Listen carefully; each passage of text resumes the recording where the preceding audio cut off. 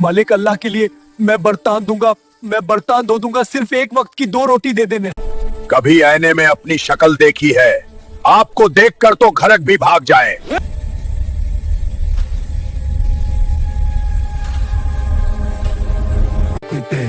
यार मेरी जूती फट गई है, अपनी पुरानी जूती मुझको दे दो ना। मुफ्त खोड़े, कुछ काम किया कर।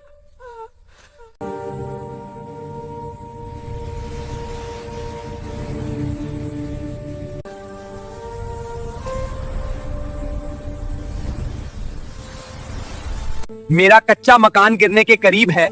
जब तक बरसात थम जाए क्या मैं मस्जिद में बैठ सकता हूँ? यहाँ से चले जाओ, तुम्हारी गंदी मौजूदगी से जगह खराब हो जाएगी। यहाँ तुम्हारे लिए कोई जगह नहीं। अल्लाह देखता है, तुम नहीं देखते। उन्वान अल्लाह देखता है, खामोशी की पुकार। पहला बाब, तारुफ और तन्हाई। गांव की कच्ची गलियों में एक टूटा हुआ मकान था जिसकी छत से बरसात में पानी टपकता था। वहां अली नामी एक नौजवान रहता था। अली बोलता बहुत कम था, शायद इसलिए कि उसकी बात सुनने वाला कोई नहीं था। इसके माँ बाप बचपन में ही फौत हो चुके थे। गांव वाले उसे पागल या निकम्मा समझते थे। जब वो गली से गुजरता, बच्चे उस पर आवाजें कसते, लेकिन वो कभी पलटकर जवाब न देता। वो बस अपने फटे हुए करते को दुरुस्त करता और नीची नजरें किए गुजर जाता। दूसरा बाब, दुनिया की बेरुखी। अली रोज सुबह इस उम्मीद में निकलता कि आज कोई उसे मजदूरी दे देगा। वो मंडी जाता, दुकानों पर जाता, लेकिन हर जगह से उसे धुतकार दिया जाता। एक दिन वो एक बड़े होटल के बाहर खड़ा हुआ जहां खुशबूदार खाने पक रहे थे। उसने मालिक से कहा, साहिब बर्तन धो दूंगा, बस एक वक्त का खाना दे दें।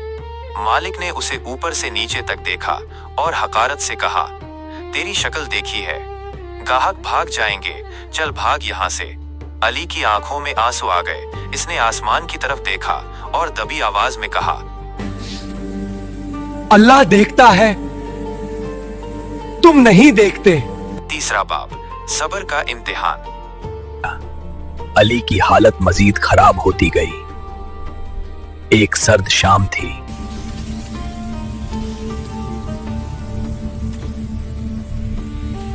जब गांव के लोग अपने गर्म घरों में बैठे सूप और चाय पी रहे थे, अली नंगे पांव सड़क पर चल रहा था।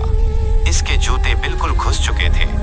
इसने एक अमीर आदमी से पुराने जूते मांगे तो उसने जवाब दिया, मुफ्त खोरे, कुछ काम किया कर। मुफ्त खोड़े, कुछ काम किया कर। अली मुस्कुराया। वो जानता था कि उसके जिस्म में अब इतनी हिम्मत नहीं रही कि वो बोझ उठा सके, क्योंकि उसे कई दिनों से पेट भरकर खाना नहीं मिला था। इसने फिर वही जुमला दोहराया, अल्लाह देखता है, हम नहीं देखते। चौथा बाब, आखिरी रात और तूफान। इस रात बादल खूब गिरजे और मूसलाधार बारिश शुरू हो गई। अली का कच्चा मकान गिरने वाला था, इसलिए वो पनाह लेने के लिए मस्जिद की तरफ भागा।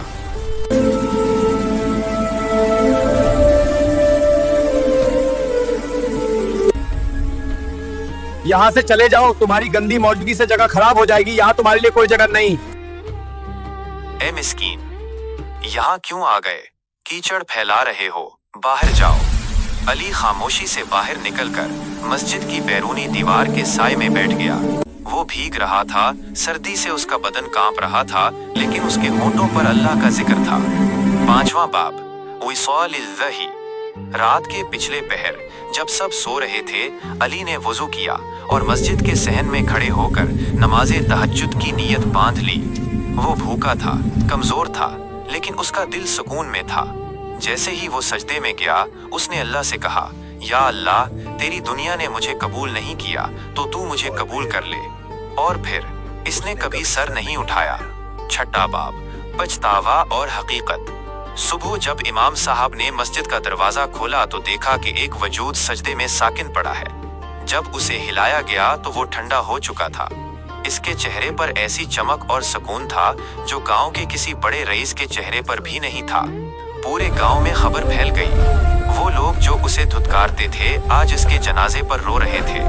किसी ने उसकी कब्र पर चादर डाली तो किसी ने उसके हक में कलिमात कहे, लेकिन अब देर हो चुकी थी। अली का वो जुमला मस्जिद की दीवारों में गूंज रहा था, अल्लाह देखता है, तुम नहीं देखते।